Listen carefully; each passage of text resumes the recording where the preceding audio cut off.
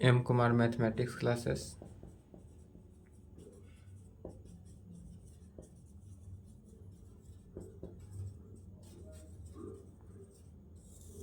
M Kumar mathematics classes कितना हो गया? 31/3/2023। Lecture 7, class 11th। क्या चल रहा था? Set theory. हिंदी में क्या कहते हैं सेट थ्योरी को? समुच्चय। क्या कहेंगे? सेट थ्योरी हिंदी में समुच्चय कहते हैं।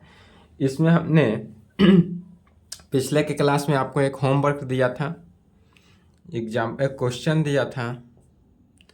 यूनिवर्सल सेट अगर इस प्रकार से हो 1 2 3 4, सेट ए दिया था 1 3, सेट बी दिया था 3 4, सेट सी दिया था 1 3 4।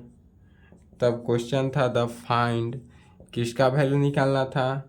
तो पहला में ए यूनियन बी का, दूसरा बी इंटरसेक्शन सी का, तीसरा ए माइनस बी का, चौथा complementary of A union complement of B का, पांचवा में था B minus A union C का, फिर छठा नंबर में क्या था? ए सिमेट्रिक बी का।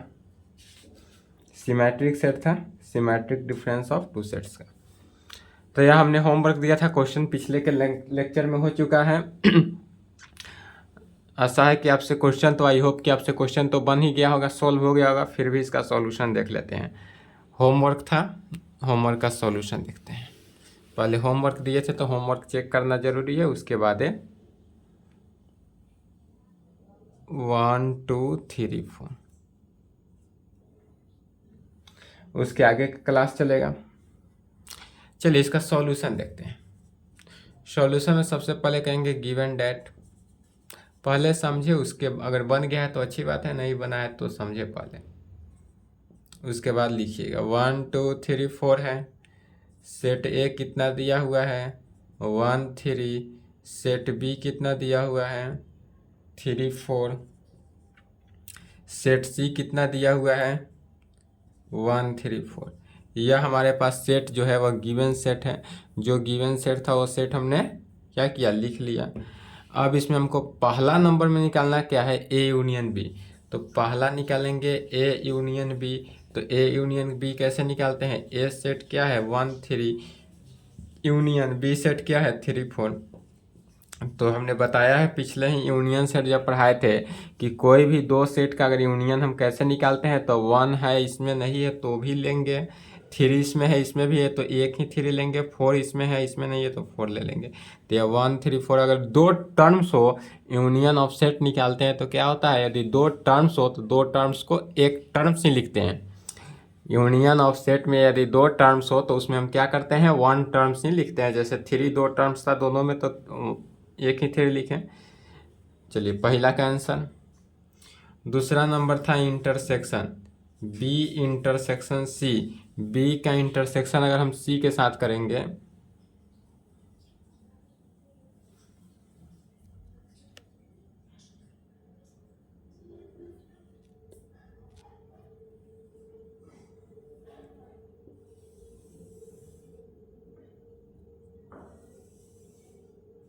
चलिए यदि दूसरा में हम देखेंगे बी इंटरसेक्शन से निकालेंगे तो बी सेट हमारे पास कितना है? 3 4। तो 3 4 लिखा, इंटरसेक्शन का साइन इस प्रकार, तो इंटरसेक्शन सी सेट कितना है? तो 1 3 4। अब इंटरसेक्शन निकालने में वह सेट निकालते हैं जिसका क्या हो? वैसा सेट जिसका दोनों का कॉमन वैल्यू हो। जब दोनों में कॉमन होगा उसी का इंटरसेक्शन निकलेगा। जैसे 3 है इसमें, इसमें भी 3 है तो 3 निकला, 4 इसमें भी है 4 इसमें भी है तो 4 निकला, 1 इसमें है 1 इसमें नहीं है तो इसलिए 1 नहीं होगा। तो इंटरसेक्शन ऑफ टू सेट्स हो गया।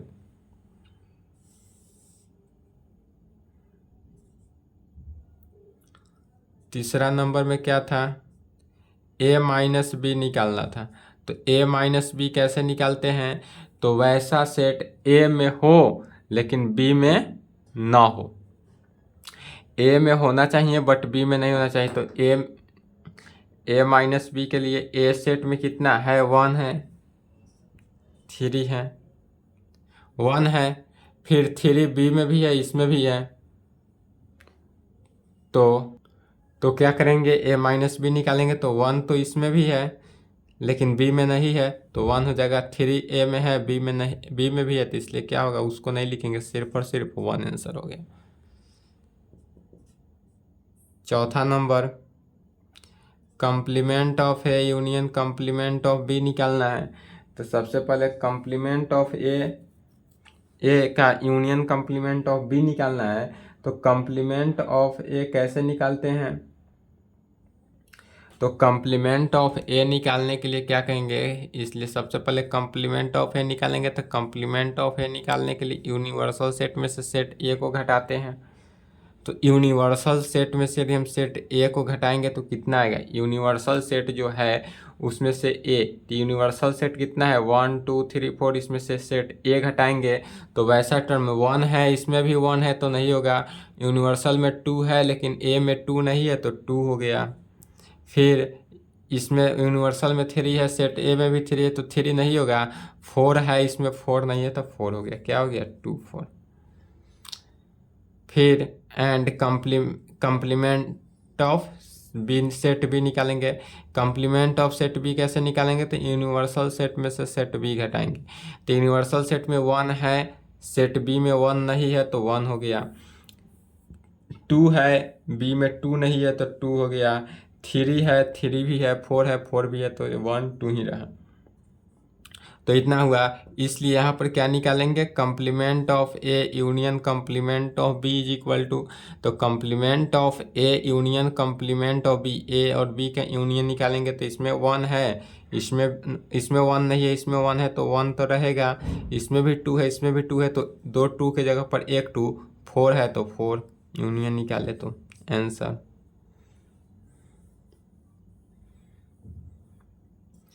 पांचवा नंबर देखेंगे। पांचवा में क्या है, तो set B minus A union B, A union C. Set B minus A union C है, तो इसके लिए सबसे पहले set B is equal to, set B कितना है, तो सेट बी हो जाएगा 3 4 माइनस, ध्यान से देखेंगे ए यूनियन सी एक साथ निकाल रहे हैं, ए और सी का यूनियन यहाँ पर।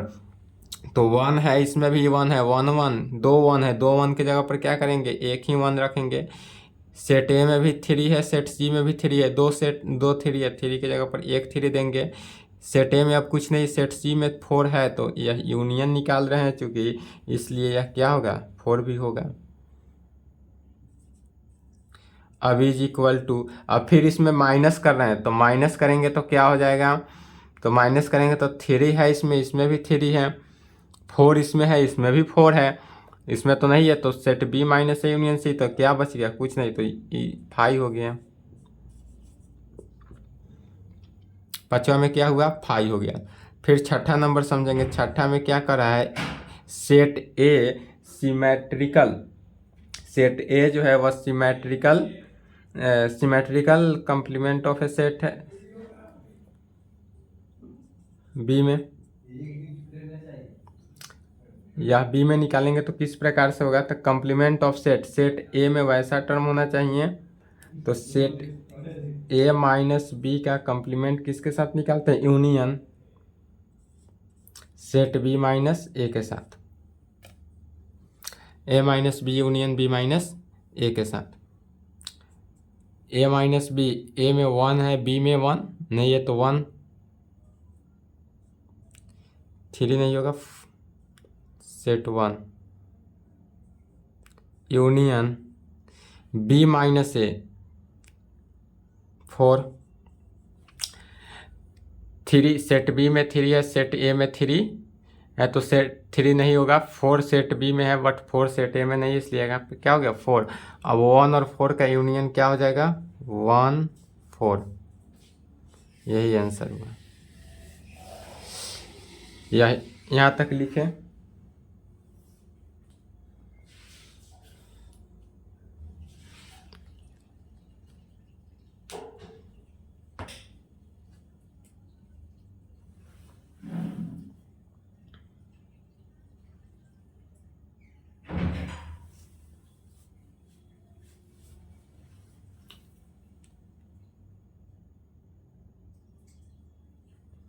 चलिए, यह होमवर्क था। अब आगे सिलेबस देखते हैं।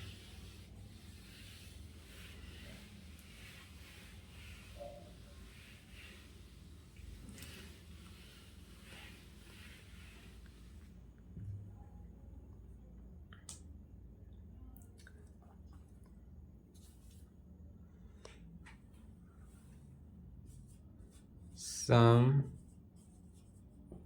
basic law of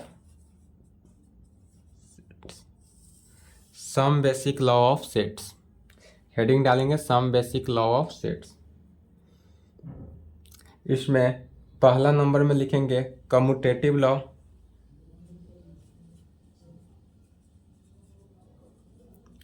commutative law पहला में क्या हो गया? Commutative law. हिंदी में कहेंगे क्रम विनिमय नियम।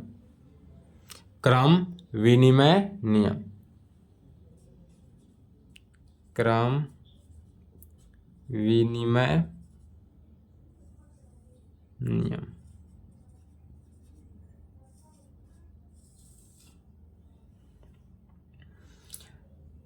तो सबसे पहले कम्यूटेटिव लॉ में होता क्या है? यदि पहला नंबर कम्यूटेटिव लॉ हो तो ए यूनियन बी जो है, A union B is equal to हो सकता है किस में? बी यूनियन ए में। यदि ए का यूनियन बी के साथ निकालेंगे और बी का यूनियन ए के साथ निकालेंगे वह तो इक्वल होगा। तो यह कैसा लॉ हो गया? Commutative law. या इंटरसेक्शन में भी कंडीशन लगे, ए का इंटरसेक्शन बी के साथ निकाले या बी का इंटरसेक्शन ए के साथ निकाले और वह दोनों आपस में इक्वल हो गया तो वह कैसा होगा? Commutative law.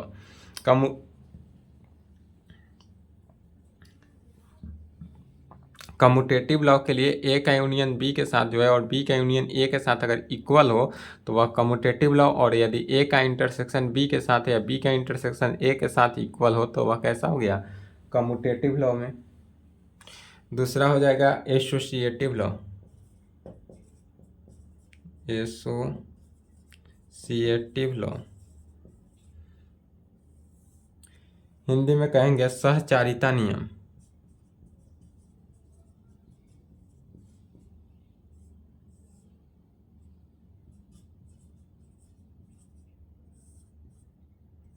सहचारिता नियम। एसोसिएटिव लॉ में क्या होता है? कम्यूटेटिव लॉ में तो 2 लेकर चले थे, एसोसिएटिव लॉ में 3 सेट लेकर चलना होगा। जैसे कि ए का यूनियन बी के साथ फिर ब्रैकेट यूनियन सी। इसका कहने का मीनिंग हुआ ए का यूनियन बी के साथ पहले निकालेंगे और उसके बाद जो टर्म आएगा उसका यूनियन किसके साथ? सी के साथ निकालेंगे और वह इक्वल होगा ए का यूनियन बी का यूनियन सी के साथ। ब्रैकेट का सिर्फ चेंज है, इसमें देखेंगे तो सिर्फ और सिर्फ किसका? ब्रैकेट का चेंज है। तो यहाँ पर अगर ए और बी का यूनियन पहले निकालेंगे और फिर सी का यूनियन निकालेंगे वह इक्वल होगा किसके? पहले बी और यूनियन सी का निकालेंगे और जो रिजल्ट आएगा उसका यूनियन ए के साथ निकालेंगे, उसके इक्वल होगा। दूसरा केस में इंटरसेक्शन में भी सेम, ए का इंटरसेक्शन बी के साथ इंटरसेक्शन सी के साथ या ए का इंटरसेक्शन बी का इंटरसेक्शन सी के साथ निकालेंगे। इस प्रकार से यहाँ तक लिखें।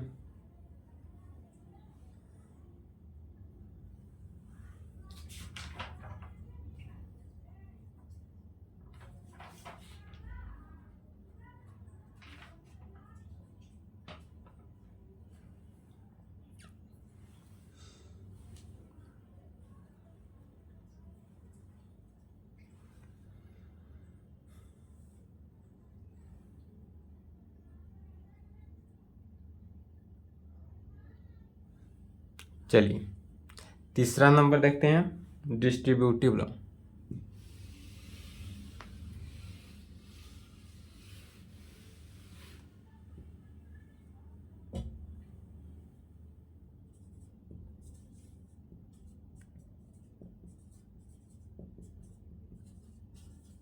डिस्ट्रीब्यूटिव लॉ वितरण नियम।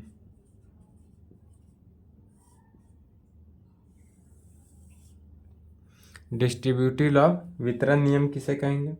तो इसमें क्या होगा कि पहले में ए यूनियन यदि हम करें, A union B intersection C के साथ, यदि ए का यूनियन हो लेकिन बी का यूनियन सी के साथ, और वह इज इक्वल टू हो जाए ए का यूनियन बी के साथ इंटरसेक्शन बी का यूनियन सी के साथ, ए का यूनियन सी के साथ।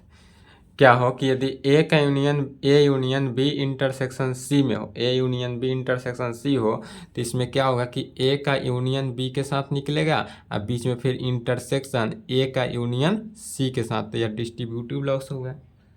दूसरा केस होगा ए का इंटरसेक्शन हो यदि या बी का यूनियन सी के साथ हो, तो इसमें क्या होगा कि ए का इंटरसेक्शन सी के साथ होगा। ध्यान से देखेंगे, ए इंटरसेक्शन किसके साथ, बी के, ए का इंटरसेक्शन बी के साथ, बीच में यूनियन है तो यूनियन ए का इंटरसेक्शन सी के साथ, यूनियन ए का इंटरसेक्शन किसके साथ, तो सी के साथ।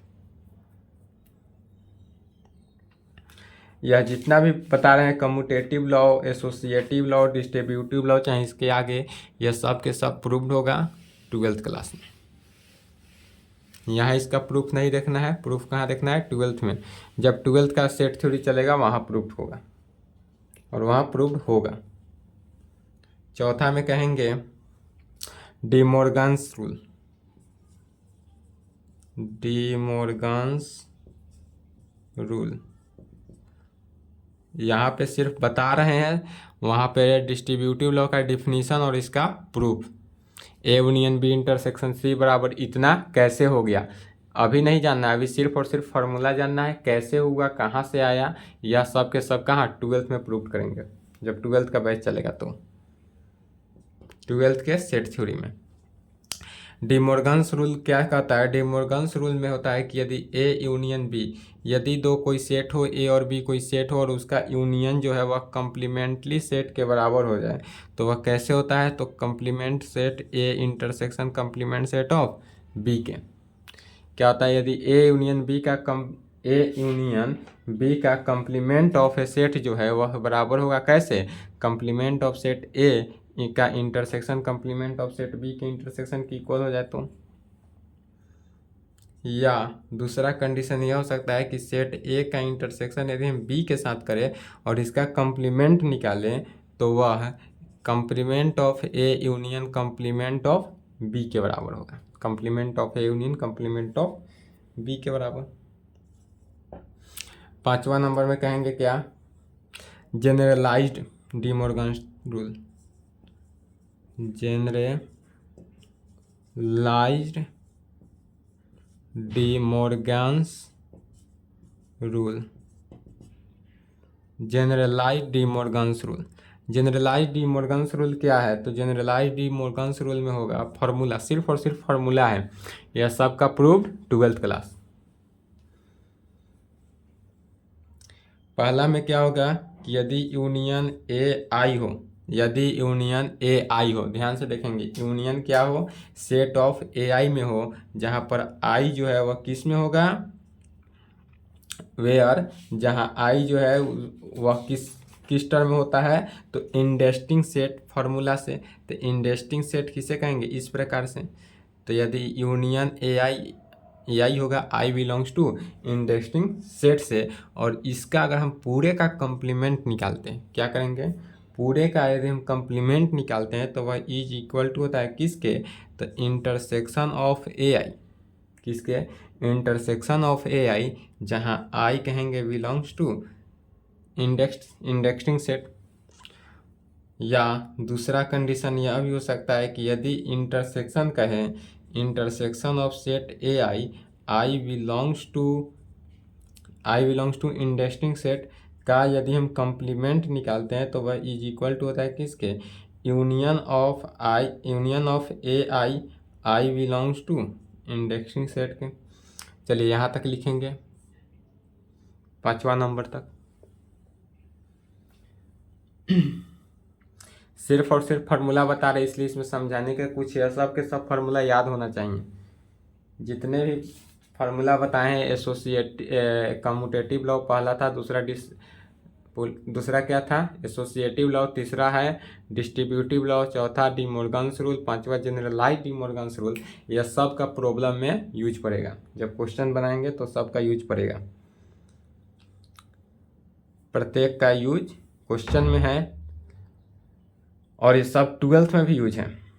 ग्रेजुएशन अगर करिएगा मैथ ऑनर्स से वहाँ भी यूज मिलेगा, लेकिन 12th में सबका प्रूफ करेंगे, क्योंकि इसका प्रूफ 12th में है, 11th में प्रूफ नहीं है, इसलिए 11th में प्रूफ करने से कोई फ़ायदा नहीं है, समय का लॉस।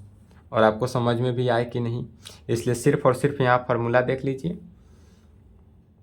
जिस प्रकार आप दूसरे क्लास में a+b का होल स्क्वायर रट लिए थे और उसका प्रूफ आपको मैट्रिक में मिला होगा, सेम उसी प्रकार 11th में फार्मूला रख लीजिए, 12th में इसका प्रूफ मिलेगा। चलिए इतना तक हो गया।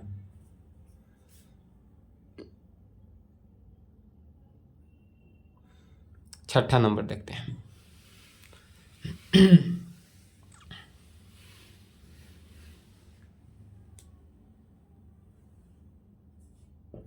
छठा में कहेंगे रिलेटिव फॉर्म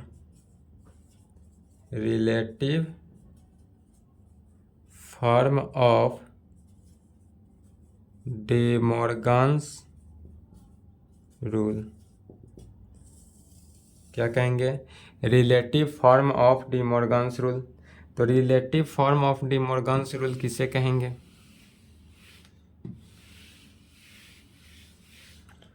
तो उसके लिए देखेंगे पहला कंडीशन होना चाहिए, यदि set A minus B union C में हो। क्या हो कि यदि set A minus B union C में हो और वह इज इक्वल टू होना चाहिए किसके, तो set A minus B, set A minus B union set A minus C में, set A minus B union है तो union set A minus C.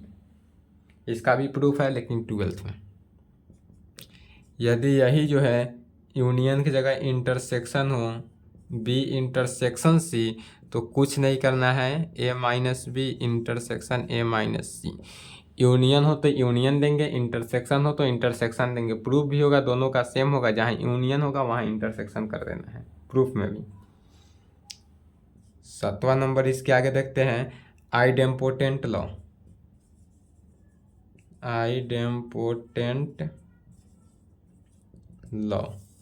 Idempotent law किसे कहेंगे, तो आइडेम्पोटेंट लॉ में पहला हो जाएगा, यदि A का यूनियन हम A के साथ निकालें, A का यूनियन A के साथ हम निकालेंगे तो वह तो A के बराबर ही हुआ।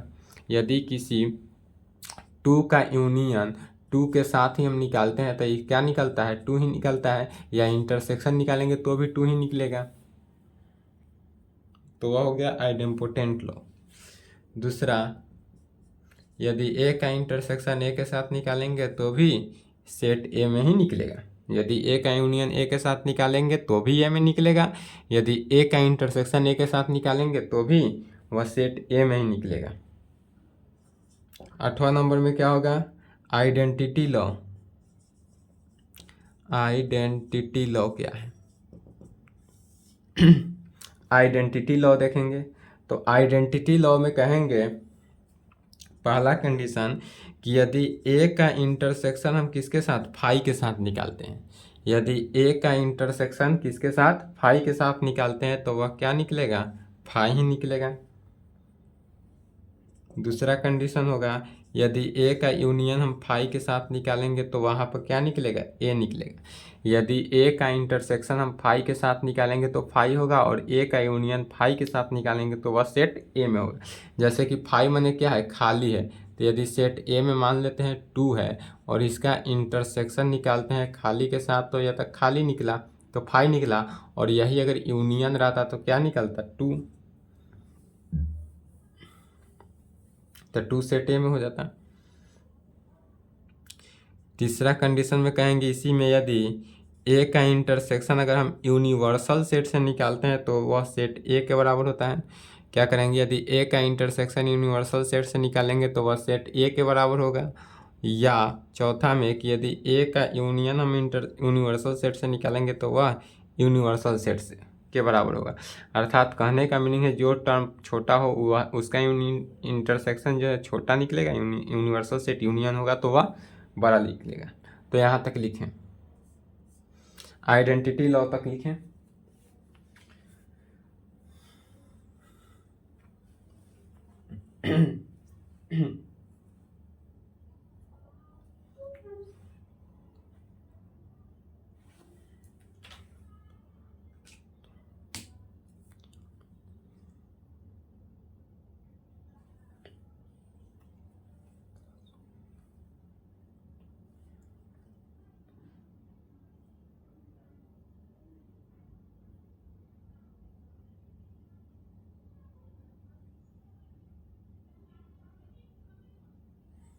चलिए लिख लिए।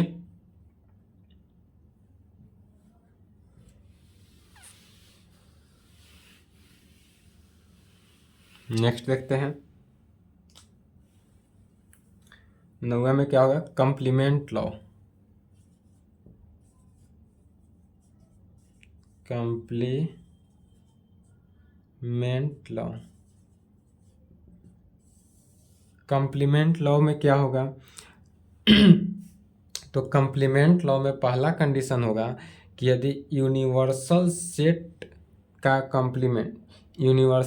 कंप्लीमेंट निकाले वह फाई के बराबर हो जाए।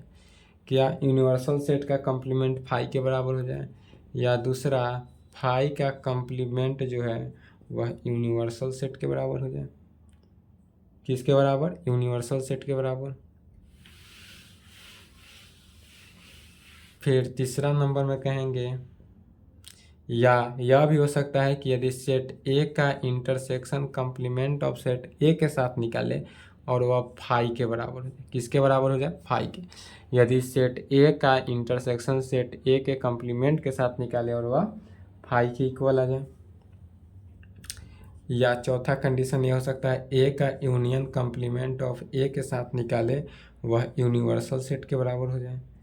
या सेट ए में से यदि हम सेट बी को घटा दें तो वह ए इंटरसेक्शन बी के कंप्लीमेंट के बराबर होगा।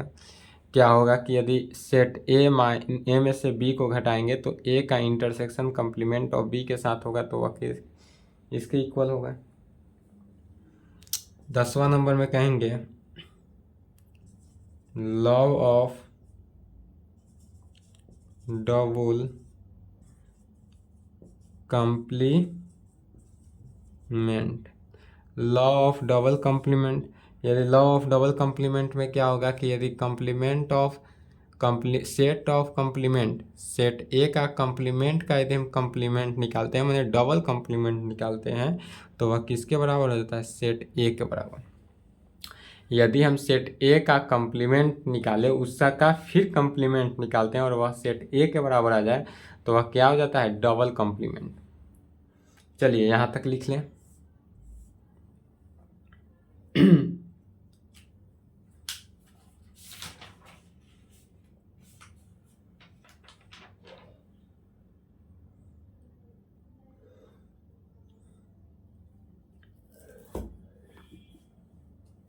ठीक है, तो आज के लिए इतना ही रहने देते हैं, फिर नेक्स्ट क्लास में इसके आगे नेक्स्ट क्लास। यहाँ तक लिख लें और इतना कंप्लीट कर ले। जितना भी फार्मूला रिजल्ट बताए हैं, जो भी सेट बताए हैं, वह सब के सब क्या है, फार्मूला है। यह सब के सब याद होना चाहिए। याद कर ले ताकि क्वेश्चन बनाते वक्त आपसे दिक्कत ना।